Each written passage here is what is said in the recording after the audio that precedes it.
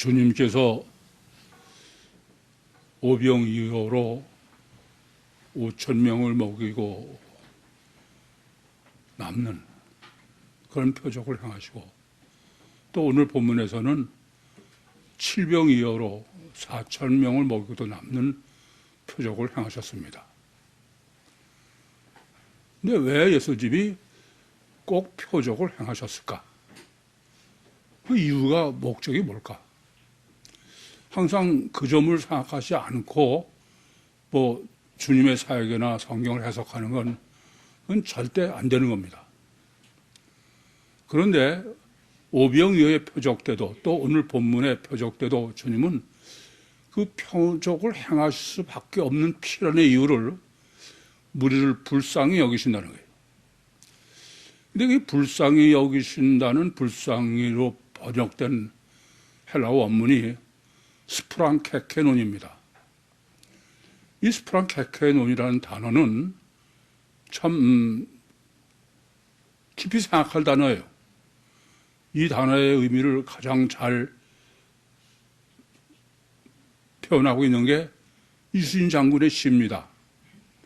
한산섬 달박은 밤에 수루에 홀로 앉아 긴 칼 옆에 차고 깊은 시름하는 차에 어디서 일성호가는 나의 애를 끊나니. 이 애를 끊는다는 게, 이순신 장군이 일본 군함이 밀려올 거를 전쟁을 준비하신, 그게 아마 칼을 차고 계시다는 의미일 거예요. 근데 깊은 시름, 국가와 민족의 미래를 생각하고 정말 괴로워하시는 거죠. 근데 때마침 애절한 피리 소리가 들려오면서 그걸 들으면서 정말 창자가 끊어지는 것 같은 아픔이다. 이 애간장이라는 말은 사람이 느낄 수 있는 고통의 가장 크고 가장 깊은 의미입니다. 그런데 이것은 육적인 게 아니라 정신적인 거예요. 우리가 애간장이 탄다 그런 말 하지 않습니까? 주님께서 오병이어와 칠병이어의 표적을 행하신 이유는 이렇게 표적을 행하시지 않을 수 없는 정말 정신적 고통, 애간장, 이게 도저히 그냥 있을 수 없다. 그런 의미로 오병이어와 칠병이어의 표적의 이유를 성경이 계시하고 있습니다. 우선 오병이어는 마태복음 14장 1절부터 12절에 헤롯이 침례 요한을 참수했습니다. 헤롯의 침례 요한을 참수한 침례 요한의 사명을 완성했다 그런 뜻이에요. 왜냐하면 침례 요한은 주의 길을 예비하러 온 사람입니다. 그러니까 주의 길을 예비를 다 끝냈으니까 이제 이 세상에 있을 이유가 없죠. 이렇게 12절까지 그 침례 요한의 참수를 기록하고 바로 그 다음 절 13절부터 21절에 주님의 오병이어의 표적을 기록하고 있는 거예요. 이 의미는 어떤 것이냐? 실제를 얘기하는 게 아니라 신학적으로는 주님의 길을 예비한 침례 요한이 예비를 맞춰서 그래서 이제 주님이 사역을 시작하신다. 그런 의미입니다. 그러니까 오병이어의 표적은 실제 사실의 문제가 아니라 신학적으로는 공생애를 이제 처음 시작하신다. 신학적으로 그 첫 단추라는 의미입니다. 그러니까 당연히 중요하죠. 그런데 주님이 이 첫 단추를 오병이어의 표적을 행하실 때 무리들을 앉히고서 그러고선 광야교회에서 오병이어를 하늘 우러러 축복하셨어요. 그 축복이라는 번역된 헬라어 원문은 유로고스입니다. 지역하면 좋은 말씀이요, 뭐 새 말씀이요, 이런 얘기가 되겠죠. 그러니까 그러고선 그것을 제자들에게 줘서, 그래서 무리들이 다 먹게 한 거예요. 이미 정립해 드린 대로 이것은 주님께서 오병이어의 표적을 행하신 것은 이중 사역이요 이중 계시다. 그래서 하늘을 우러러 오병이어를 축복하실 때에는 제자들만 보고 알았고, 그리고 무리들은 광야에서 만나를 먹은 것처럼 결과만 알았다. 그것을 주님의 공생의 사역과 복음서 사역, 이렇게 지금까지 정립해 드렸습니다. 이것이 지금 주님의 이 땅에 성육신 하셔서 사역을 하신 신학적인 첫 단추다, 그런 말씀입니다. 그리고 지금 오늘 본문은 칠병이어로 표적을 행하셔서 그래서 4,000명을 먹으시고 7광지를 암시했다는 기록인데, 이것은 왜 이게 있어야 될까? 우선 그 신학이 아니고 그냥 뭐 주석이나 이런 거 다 보면은 주님께서 5개와 물고기 2마리로 무리들을 다 먹으셨다. 그리고 또 칠병이어로 또 먹으셨다. 그런 그 물리적 나열로 본문을 해석해요. 여기에 문제가 있습니다. 성경은 있는 사건을 다 나열하는 데가 성경이 아니야. 요한복음 20장에도 예수님이 행하신 게 어마어마하게 많은데, 근데 그 중에서 엄선해서 그렇게 해서 성경이 했다. 또 창세기 4장 15절에도 가인이 누가 자기를 죽일까 봐 두려워하는 것을 일반적으로 아담과 하와가 있고 그들이 낳은 자식이 가인과 아벨로 있고 이게 네 식구가 있다가 가인이 아벨을 죽였어. 그러면 세상에는 아무도 없다, 부모밖에. 근데 왜 남이 죽을까 봐 두려워하느냐. 이런 해석은 성경은 모든 사람을 다 기록하는 게 아니에요. 그 사건에 연루된 사람만 기록한 거지. 그나 마찬가지로 칠병이어를 해석하고 오병이어를 해석할 때 주의하셔야 될 것은, 이것은 그냥 있는 사건을 기계적으로 성경이 기록한 것이다, 그렇게 해석하는 사람은 그건 성경 볼 자격이 없어요. 그런데 하나님께서 설정하신 거예요. 특별히 오병이어와 칠병이어를. 예, 하나님이 특별히 설정하신 거라는 것부터 명확하게 우선 하셔야 되겠습니다. 그러면서 생각할 문제는, 그러면 오병이어와 칠병이어가 뭐가 다르냐? 먼저 이것만은 분명히 아셔야 돼.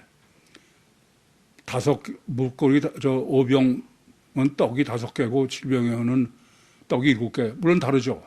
근데 오병이어 때는 예수님께서 떡을 들고 하늘을 우러서 축복하시라고 번역을 하는 유로고스예요. 근데 칠병이어 때는 유로고스가 아니고 유카리스입니다. 하늘을 우러서도 아니고, 그것은 좋은 은혜다, 이렇게 직역하면 할 수 있는 얘기인데, 이것은 하늘을 우러러 하나님의 역사로 어떻게 했다라는 얘기가 아니라 주님 자신이 은혜를 베풀었다, 그런 의미가 돼요. 이건 전혀 다른 얘기죠. 근데 이 둘을 꼭 왜 성경은 계셔야 되느냐, 이 점을 우리가 좀 깊이 생각해야 됩니다. 우선 본문의 강조법과 중요성을 먼저 생각하셔야 되는데, 본문이 강조하고 중요한 것은 숫자 신학이에요. 숫자. 뭐 3일, 나와 함께 있은 지 3일이다. 또 오병이어로 5,000명을 먹이고 12바구니가 남았다. 칠병이어로 4,000명 먹이고 7광지가 남았다. 전부 숫자예요. 숫자 신학부터 깊이 생각하셔야 돼요. 왜 하나님께서는 숫자 신학으로 하시느냐부터 생각해야 됩니다. 숫자는 짐작이 통하지 않는 거예요. 이 성경을 해석하거나 신학을 정립하는데 상당한 문제가 있는 것은 그것은 상당히 주관성이 내포되어 있어. 그래서 뭐 성경 말은 백투 바이블이지만 자기 생각이 전부 포함되어 있는 거야. 근데 숫자는 그게 안 통하는 거예요. 뭐 5도 괜찮고 6도 괜찮은 게 아니야. 5 그러면 정확히 5이어야만 된다. 그런 강조입니다. 뭐 지난번에도 제가 하나님은 이중체다라는 논문을 창조과학계에 제출했는데 창조과학계 거절의 이유가 신학적으로 틀렸다는 거야. 그래서 제가 아니 무슨 신학이냐 도대체. 신학이라는 건 전부 주관적이에요. 장로교 틀리고 감리교도 다 틀려. 그건 안 된다 이겁니다. 이 숫자는 꼼짝 못하게 짐작이 통하지 않는 거야. 그 강조법부터 깊이 생각하셔야 돼. 본문은 그 강조법은 놔두고 아니 생각해 보세요. 벌떡 5개로 먹이나 10개로 먹이나 무슨 차이가 있어. 표적을 행하신 건 같지. 안 그래요? 근데 왜 꼭 5병이었냐? 왜 꼭 7병이었냐? 이거는 정확하게 그래서 이 숫자로 계시하는 것은 항상 이성적이요, 합리적이요, 정확하게 그런 거지. 대강 짐작해서 이래도 좋고 무슨 감리교 신학으로 하면 어떻고 그런 게 통하지 않는 거야. 첫 번째는 이렇게 법으로 숫자 신학이 절대다. 방금 말씀드린 것처럼 숫자로 꽉 차 있어. 이전부터 아셔야 되겠고. 두 번째는 그럼 이 숫자를 정확하게 봐야만 되는데 어떻게 보면 정확하게 보느냐. 다시 말하면 왜 꼭 5병 2어냐? 왜 6병 3어는 안 되냐? 4병 1어는 안 되냐? 이렇게 문맥으로 다르게는 전혀 해석할 수 없는 데까지 생각해야 돼. 그게 숫자로 계시하는 성경의 의도다. 주석을 보면은 참 제가 한심해. 뭐 5병으로 하나 무슨 떡을 조금 가시사 축사해가지고서는 많은 사람들이 먹였다고 그러나 뭐가 틀려요? 뭐 그냥 만나로 먹였다 똑같으지 다. 근데 그런 생각을 전혀 안 하는 거야. 그건 숫자 계시에 하나님의 의도를 몰라서 그래요. 다시 한번 명확하게 하셔야 될 것은 이것은 달리는 해석할 수 없게 짐작이 안 통한다 이겁니다. 아주 명확하다. 이런 결론이란부터 먼저 깊이 생각하셔야 돼. 그러시면 제일 먼저 주님께서 그 본문에 3일 동안 주님과 함께 있으면서 먹을 것이 없다. 그 3일을 강조하는 거야. 그러면 이 3일이 문맥으로 봐서 우리가 생각하는 3일이 맞냐? 그것부터 생각해야죠. 근데 그냥 보고선 3일 있었으니까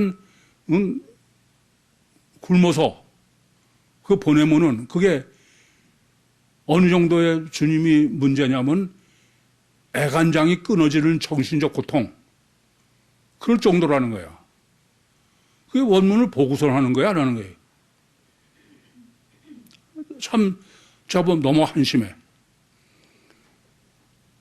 지금 주님은 이 5병이었나 7병이었다나 다 대상이 누구냐? 무리예요. 무리.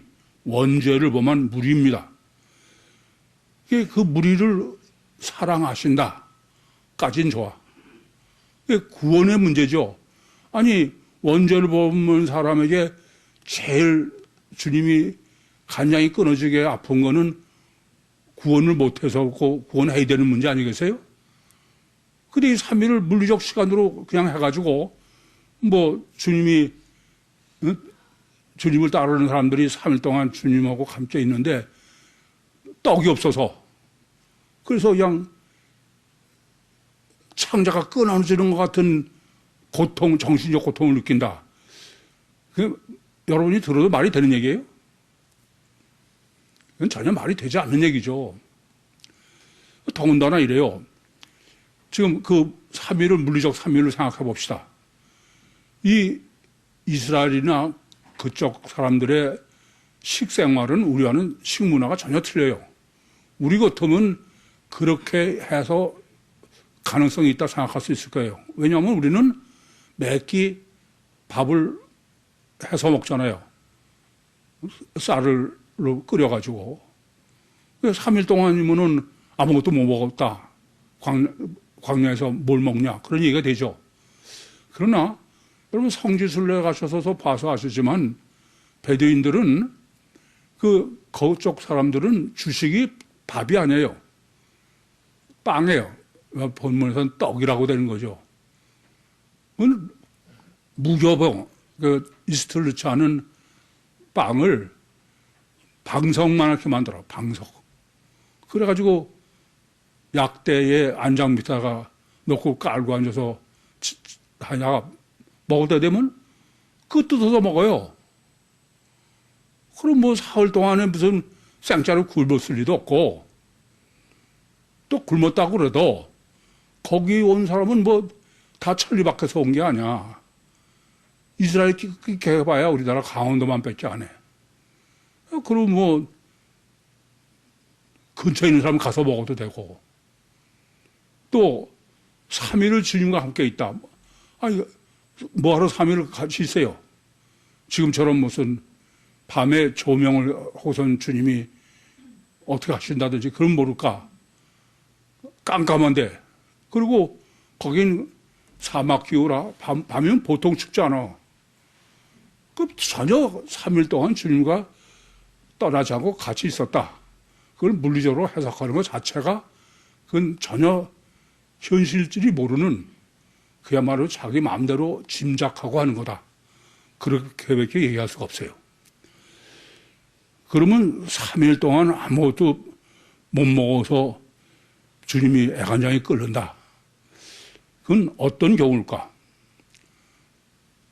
지금 주님이 애가 끊으셔 아픈 거는 이 사람들의 원죄 문제 때문에 그래. 그럼 3일은 물리적 3일이 아니야. 뭐로 해석해야 돼요? 3년이야, 3년.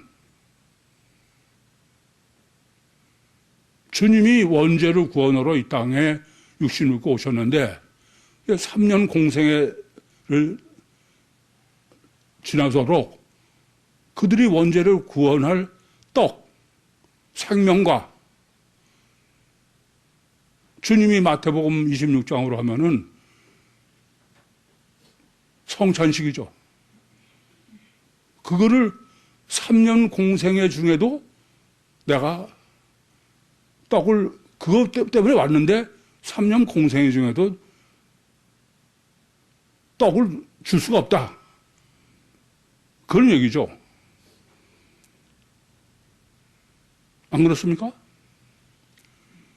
이와 같이 그건 3년이지 3일이 아니다. 이거부터 바로 아셔야 돼.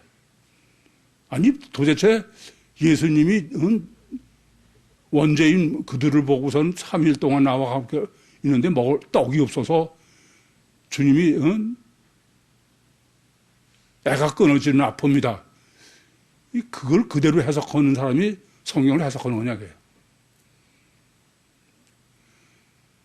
그래서 조금 전에도 말씀드린 것처럼 숫자는 가장 정확해야 돼. 4도 안 되고 2도 안 되는 거야. 그는 문맥상 가장 완벽해야 돼. 그러면 결론부터 말씀드리면 그런 거예요. 주님이 이 땅에 육신을 입고 오시는 것은 주 예수예요. 육체 우선 이중체로 오신 것은 이렇게 원죄를 범한 그 사람들의 영혼을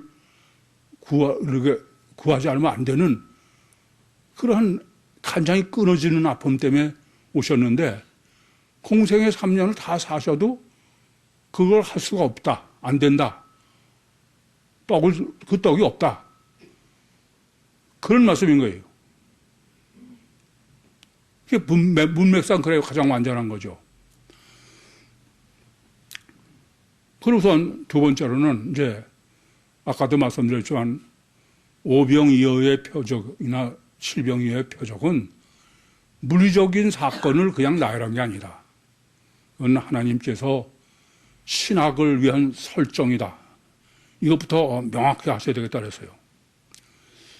그래서 지금 이 칠병의 경우는 예수님께서 오병이어의 표적을 행하실 때는 제자들이 예수님께 와가지고선 예수님께 충고를 했죠.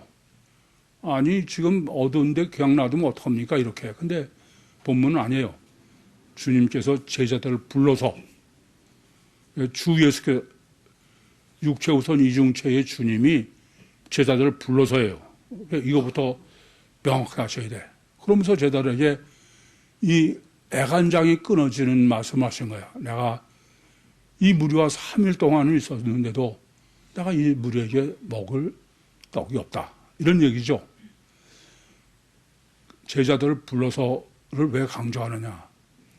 이 지금 오병이어나 칠병이어의 표적은 누굴 위한 표적이냐 하면은 결과적으로는 무리가 먹은 거지만 신학적으로는 제자들을 위한 거다.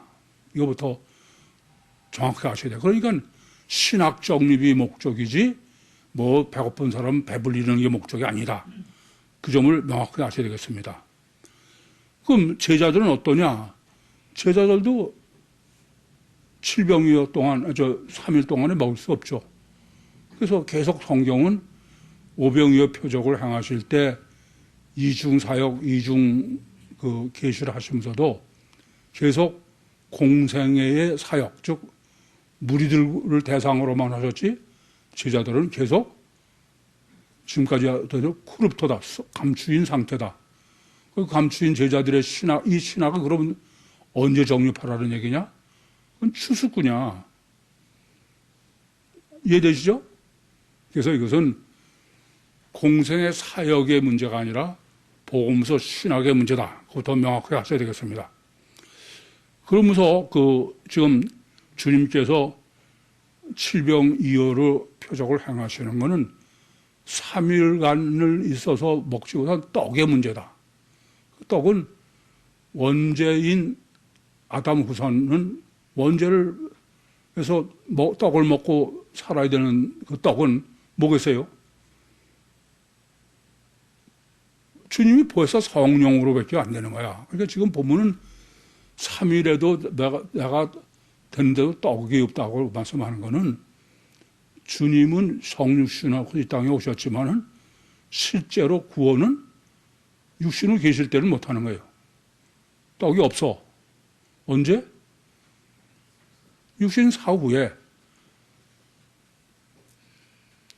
이게 3일이 아주 명확하게 규정하는 거예요. 그런데 이 피복음은 육신을 입고 오신 게 육신의 피로 자기들을 구원한다는 얘기 아닙니까? 그건 전혀 틀린 얘기야. 3일에는 할 수 없는 거, 못 하시는 게 문제인 거야, 지금. 그래서 칠병이어는 사실은 나중에 벌써 성령으로 구원할 것에 신학 정립이지 실제로 칠병이어로 표적을 행하셔서 먹었다 그래서 구원받는 건 아니다. 아까도 말씀드렸지만 숫자로 계시하는 것은 짐작이거나 그건 안 되는 거예요. 아주 확실하게, 명확하게, 객관적으로. 더 생각하면은 지금 주님은 이 오병이어와 칠병이어의 숫자 신학으로 신학을 짐작이 통하지 않는 꼼짝 못하는 완전한 신학을 지금 정리해 주고 계시다. 그렇게 봐야 되겠습니다.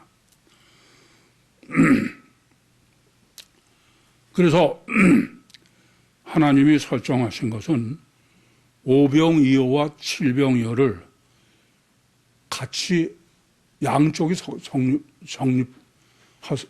성립할 수 있는 신학을 정립해라. 왜냐?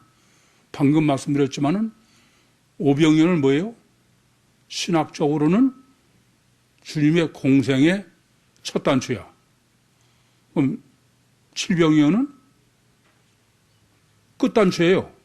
이해돼요?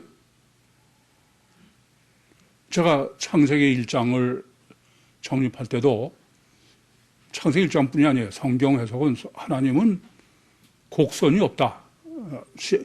결과를 미리 아시니까. 그래서 첫 단추와 끝 단추는 완전히 같아야 돼.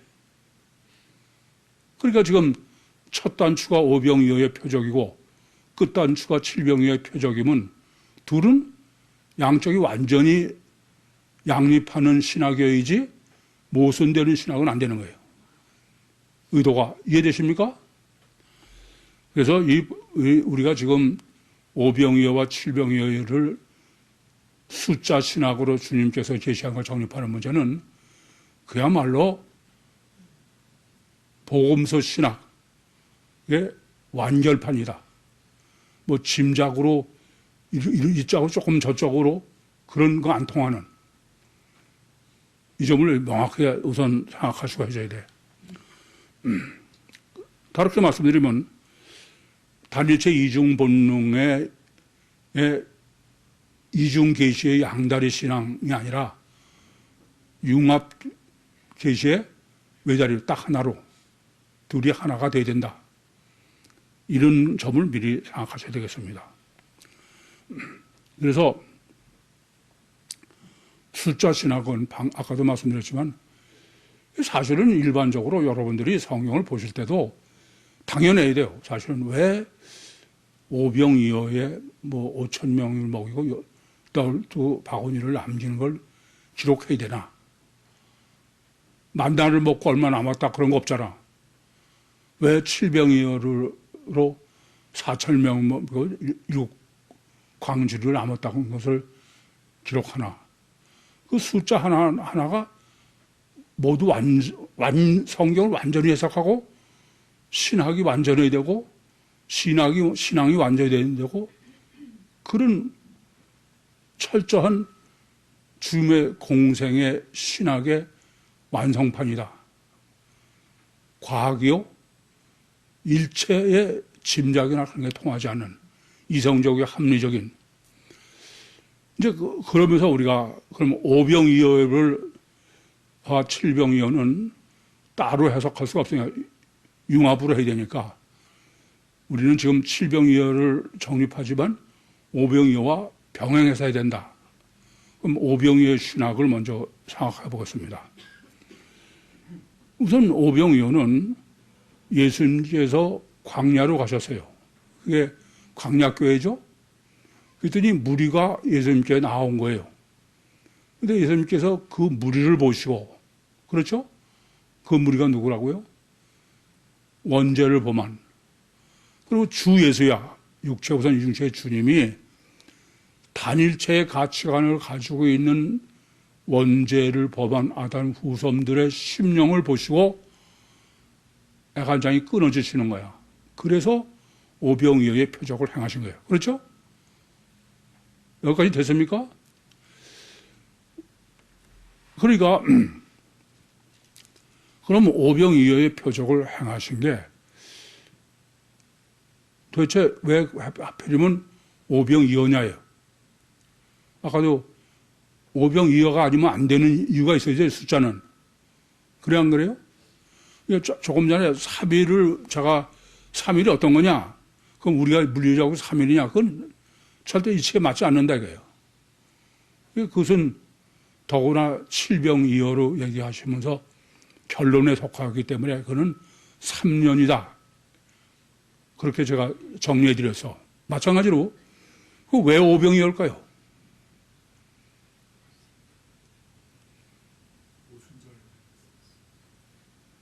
오병이어는 제자들이 예수님께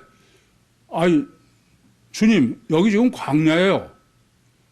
아무것도 먹을 게 없는 거예요. 없어요. 그랬더니 예수님이 뭐라고 하시냐면 그래?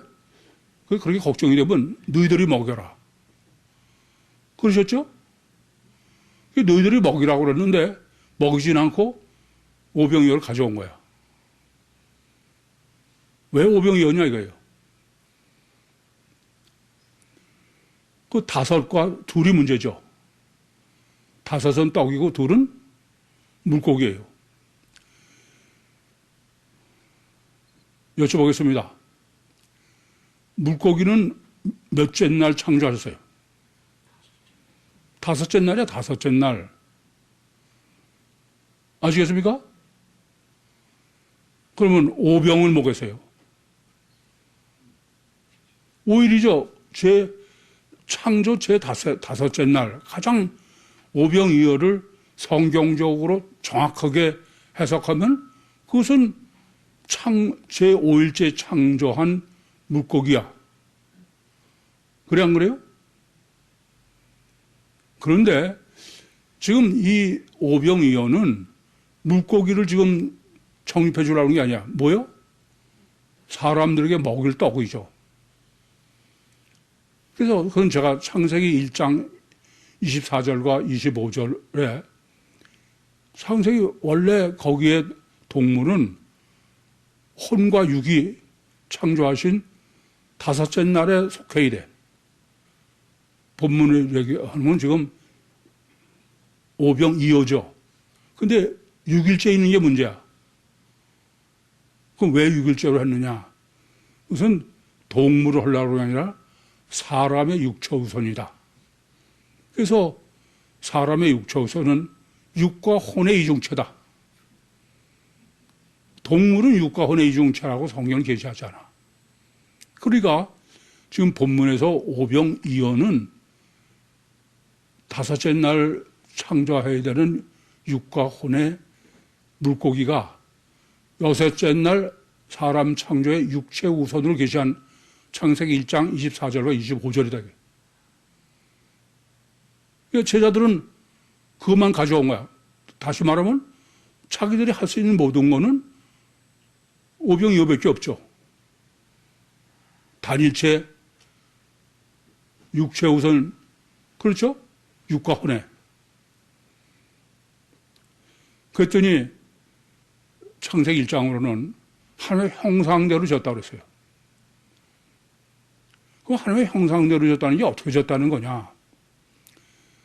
물고기 5개와 벌떡 5개와 물고기 2를 하나님 주님이 하늘을 우러서 축복하셔서 유로스.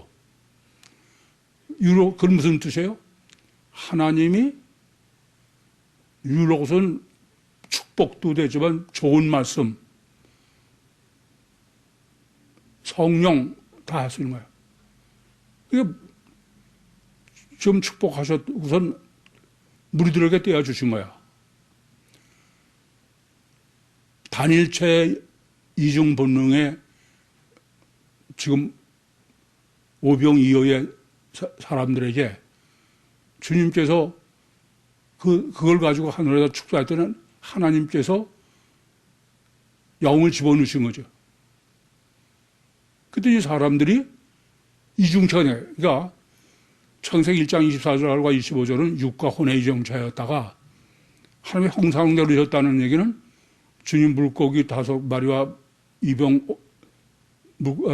벌떡 5개 물고기 2마리로 하늘에서 축복을 하셔서 로고스로 영으로 임재했어요. 그랬더니 사람들이 육과 영의 이중체가 됐다. 그게 오병이어다. 이해됩니까? 이게 창세기 1장 24절에서 27절까지. 그러니까 단일체인 인간이 이중체를 지금 벌떡 5개 물고기 2마리로 주님이 오병이의 표적을 행하신 거예요. 이건 또 하나 뭐냐? 이레미야서 31장 31절부터 32절에 보면은 나 여호와가 말하노라 내가 너의 열조의 손을 잡고 애굽에서 나올 때 너희 열조와 세운 언약을 세웠지만 내가 너희 남편이 돼서도 너희가 내 언약을 어겼다. 그래서 새 언약을 줘야 되겠다. 새 언약은 뭐냐면은 내 법이 너희 속에 있고 너희 마음에 새긴다. 도대체 하나님이 새 언약을 새긴다는 게 법을 너에게 쓰고 마음에 새긴다는 게 어떤 거냐? 그 지금 주님이 단일체 이중 본능인 아담 후손을 하늘에다가 축복하니까 하늘에서 로고스가 내려온 거야. 하나님의 로고스가. 그게 예레미야서 31장 33절 34절이죠. 사람 속에 하나님의 복이 있고 심령에 새겼다 이래요. 그러니까 지금 오병이어의 표적은 구약에서 신약을 계시한 새 언약을 세우겠다는 것의 성취야. 첫 단추가. 이해돼요? 무슨 말인지? 아니, 신약은 구약에서 단일체 이중 본능에 사람에게 이중 계시 양자리 신앙이었던 것을 융합 계시 외자리 신앙으로 되는 게 신약 아닙니까? 예레미야서 31장 31절부터 34절의 계시 약속이 그 성취가 지금 예수님께서 지금 오병이어의 표적이에요. 그게 첫 단추인 거야. 그러니까 주님의 공생의 복음서는 구약의 완전한 성취인 거죠. 그것을 오병이어의 표적으로 창세기 1장에서의 사람 창조와 예레미야서 31장의 새 언약을 오병이어로 고스란히 지금 주님이 그 성취를 오병이어로 정립해 주신 거예요. 아직도 이해가 안 됩니까? 일부 예배 때도 입에 안 된다고 해서 다시 설명하기도 했는데 어려운 얘기가 아니에요. 초점은 왜 오병이어 벌떡 5개와 물고기 2마리냐야. 그 5이 뭐고 둘이 뭐냐예요. 그 둘은 물고기니까 물고기 창조는 몇째 날 했어요? 5째 날이야. 그러니까 벌떡 5개라는 얘기는 성경이 계시한 제5일 창조죠. 이해됩니까? 그러려면은, 근데 그게 사람 창조를 지금 하려고 그래. 그래서 창세기 1장 24절, 25절은 4일째에 창조된 동물을 5일째로 갖다 놓고서 그건 사람의 육체 우선인 육체도 여전히 동물하고 똑같다. 그건 육과 혼으로는 이중체지만 영과 육으로 보면 단일체죠. 그래서 하나님의 형상대로 졌다는 게 어떤 것이냐? 하나님의 형상은 바로 주님이 이렇게 단일체인 오병이어를 하늘에서 축복하시니까 하나님의 영이 창조에 들어왔다. 그래서 내 속에 우리가 엄마한테 아기 잉태하면 우리 육체가 창조될 때 하나님께서 우리 속에 영을 창조해 놓으시는 그걸 지금 오병이어로 계시해 준 거예요. 됐습니까? 뭐 짐작이나 그게 안 통하는 거야, 숫자로는. 놀라운 거죠. 그러면서 그건 동시에 구약에서 계시한 신약까지 오병이어로 증거하신 거다 그럽니다. 됐습니까? 그러면 이제 오병이어 자체는 단일체 이중본능의 인간이고 오병이어로 표적을 행하신 것은 영과 육의 이중체야. 이해됩니까? 그러고선 12바구니를 남긴 거야. 왜 12바구니를 남겼을까요? 왜 꼭 12바구니를 강조하냐고요. 숫자 신학이라고 그랬어요. 이건 뭐 12바구니가 남았을 거 아니야. 그런 얘기는 안 통해. 12바구니는 왜냐? 12는 6의 2배야. 6의 배수예요. 그렇죠? 6 더하기 6이다 이겁니다. 이 말은 창세기 1장 1절부터 31절까지의 신학 정립은 첫째는 6일 창조로 정립해라. 두 번째는 사람 창조로 정립해라. 이 둘이 모순되지 않게 양립되게 정립해라. 그게 7일 창조의 설계도로 제가 창세기 1장을 정립한 원리예요. 세상은 다 뭐가 문제냐? 6일 창조로만 창세기 1장을 해석하는 거예요. 그건 안 된다 이겁니다. 12억 파군이 남긴 거는 6일 천지 창조와, 그래서 제가 쓴 7창조 설계도 보면 그는 천지 창조의 논리와 사람 창조의 논리를 융합해서 정립해 준 게 7일 창조의 설계도예요. 됐습니까?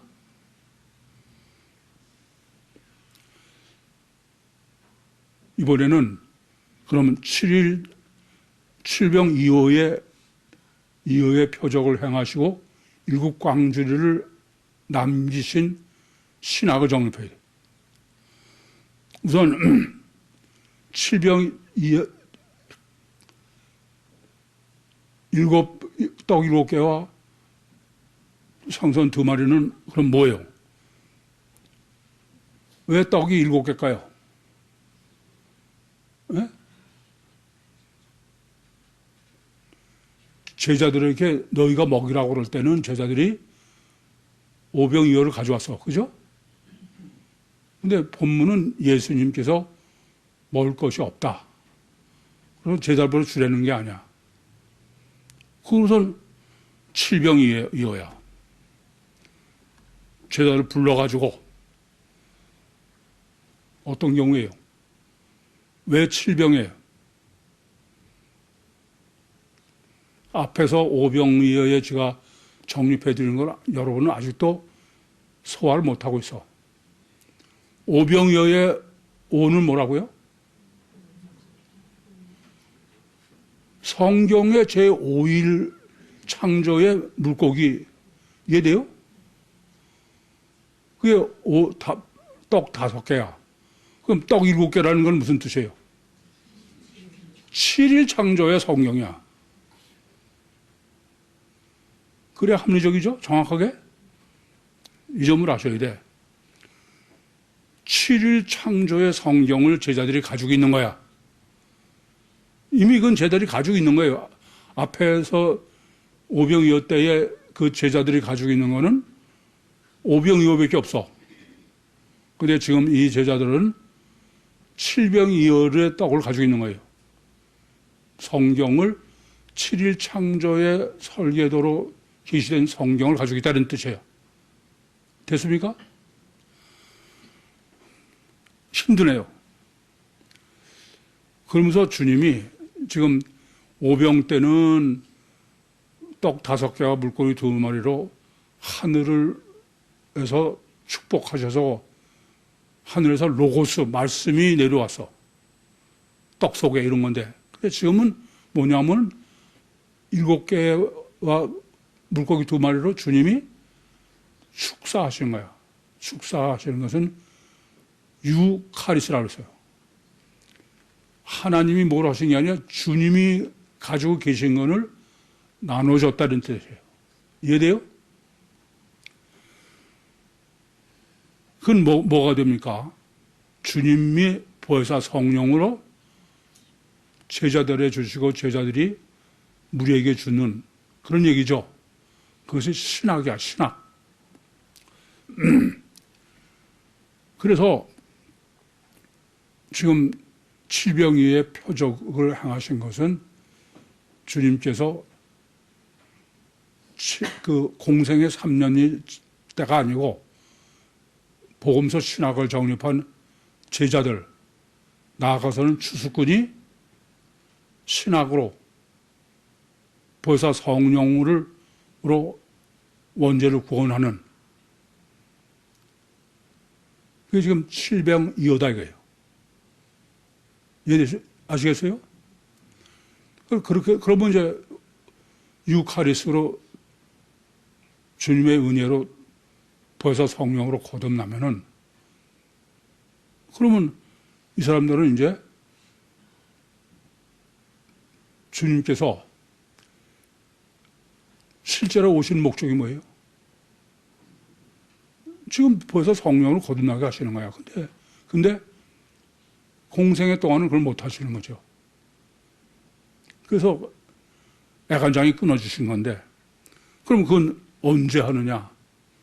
제자들에게 나눠줘야 되는데, 제자들은 계속 지금 숨겨진 상태고, 추수꾼이 할 수 있는 거죠. 그러니 주에서 육신으로 오신 주님이 목적 자체가 비하의 거리로도 우리 아는 것처럼, 그런데 실제로는 구원을 못 하시니 얼마나 가슴이 찢어지시냐, 그런 얘기입니다. 따라서 그것은 7일 창조의 설계도로 정립을 해야 돼. 그게 칠병이어야. 그런데 그럼 왜 일곱 강주를 남겼을까? 그냥 칠병이어로 완전히 깨끗하게 끝내지 않고. 왜 남겨요? 주님이 이 땅에 오신 것은 벌써 성령으로 원죄를 구원하시는데, 그것은 일곱 강주를 남겼다는 건 뭐예요? 제7일이야, 안식일. 주님이 오신 목적은 천국 구원이요, 안식일 완성이다, 이거예요. 일곱 강주를 남긴 게 이해돼요? 아까도 말씀드렸지만 이 숫자 문제는 대강에서는 절대 안 돼. 뭐 짐작하고 그런 건 안 되는 거예요. 그러면서 본문에 보시면은 무리들을 땅에 앉히고선 지금 칠병이어의 표적을 행하시는 거야. 근데 무리를 땅에 앉히한다. 무리가 누구예요? 아담 후손이에요. 원죄죠. 근데 땅에 앉힌다는 게 카디저가 이렇게 앉는다는 게 아니고 본문에서는 핍토야. 핍토라는 게 넘어진다, 이런 뜻이에요. 이걸 강조하는 것은 실제로 이 떡을 받아 먹는 사람들은 실제로는 구원도 못 받고, 아시겠어요? 이거는 나중에 제자들이 추수꾼에 의해서 되는 문제지 주님의 공생애 동안에 할 수 있는 문제가 아니다, 그런 얘기예요. 그래서 일부러 주님께서 무리를 명하사 땅에 앉게 하시고선 칠병이어의 표적을 행하신 거예요. 칠병이어의 표적은 뭐라고요? 보여서 성령으로 거듭나는 거예요? 천국권이다. 됐습니까? 여러분들이 이게 지금 제가 이게 하면은 처음 이 숫자에 대해서는 전혀 관심이 없다가, 그러니까 막 정신이 없는 거야. 근데 아주 간단 명료해요. 그런 거지 복잡하고 그런 문제가 전혀 아니야. 아까도 서론에서 말씀드렸지만 숫자로 계시하시는 것은 짐작이거나 주관적인 건 절대 통하지 않는 거야. 완전히 객관적으로 뭐 짐작으로 어떻게 할 수 없는, 그게 지금 주님의 복음서 신학이요, 구유복음이요, 그걸 아주 완전하게, 무슨 어느 신학에 맞느냐 그런 얘기는 통하지 않아. 성경적으로 가장 완전하다, 그죠? 그래서 주님이 애간장이 끊어지는, 그게 바로 성육신하신 주님의 이유와 목적이죠. 왜 주님이 육신을 입고 이 땅에 오셨냐? 제일 먼저는 오병이어다. 오병이어 표적은 뭐예요? 이중체 가치관, 단체 가치관이 아니고, 그게 구약의 완전한 성취. 칠병이어는 뭐예요? 원죄구원. 아시겠습니까? 그리고 왜 일곱 강주를 남기셨어요? 천국권이지 세상권이 아니다. 그런데 더 중요한 게 있어. 우리는 주님은 우리를 구원하시는 데만 전부 총력을 기울이는데 성경 계시는 그렇지 않아. 뭐가 더 중요하냐? 지금 우리를 불쌍히 여기서 구원하러 오신 건 맞는데 오병이어로 표적을 하시고서는 얼마를 남겨요? 12광줄이야. 그것은 이중체 가치관이죠. 그래 안 그래요? 그런데 칠병이어는 보혜사성으로 구원 거듭나는 거야. 거기는 얼마나 남겨? 7광줄이야. 숫자는 어느 게 더 많다는 거야. 이중체 가치관이 더 많은 거야. 오병이어의 표적은 네 복음서에 다 기록되어 있어요. 그렇게 중요한 거죠. 근데 칠병이어는 마태복음, 마가복음만 기록되어 있어. 그 말은 어느 게 더 중요하다는 거예요? 이 점을 아셔야 돼.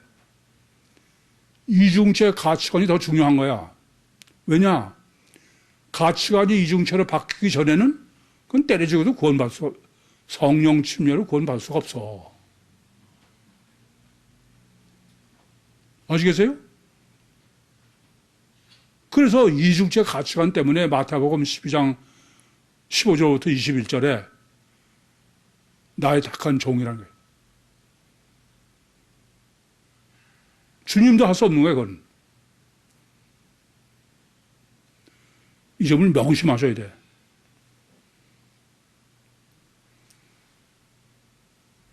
구원이 절대이지만 구원은 가치관이 이중체로 바뀌기 전에는 그건 아예 피복음은 그럴 필요도 없어. 성령 침례 구원론은 절대로 이중체로 가치관이 바뀌기 전에는 그건 구원은 불가능해. 명심하시기 바랍니다. 이제 종말이 정말 코앞에 가까이 왔어요. 이중체 가치관으로 우리의 가치관이 바뀌어서 주님과 절대 믿음으로 동행하시다가 주님과 함께 안식일 구원, 천국 구원에 당당히 천국에 입국하시는 종말에 선택함을 받으신 구유 모든 식구들이 되시기를 간절히 소원합니다. 기도하시겠습니다. 살아계신 아버지 하나님, 은혜와 사랑을 감사합니다. 여기까지 인도하시고 역사하시고 말씀하신 주님, 은혜에 은혜를 더해 주셔서 주님과 같이 이중체의 가치관으로 절대 믿음으로 주님과 동행하다 천국에 입국하는 종말 때 선택함을 받은 그 모든 식구들이 되게 해 주시옵소서. 예수님의 이름으로 기도하옵나이다. 아멘.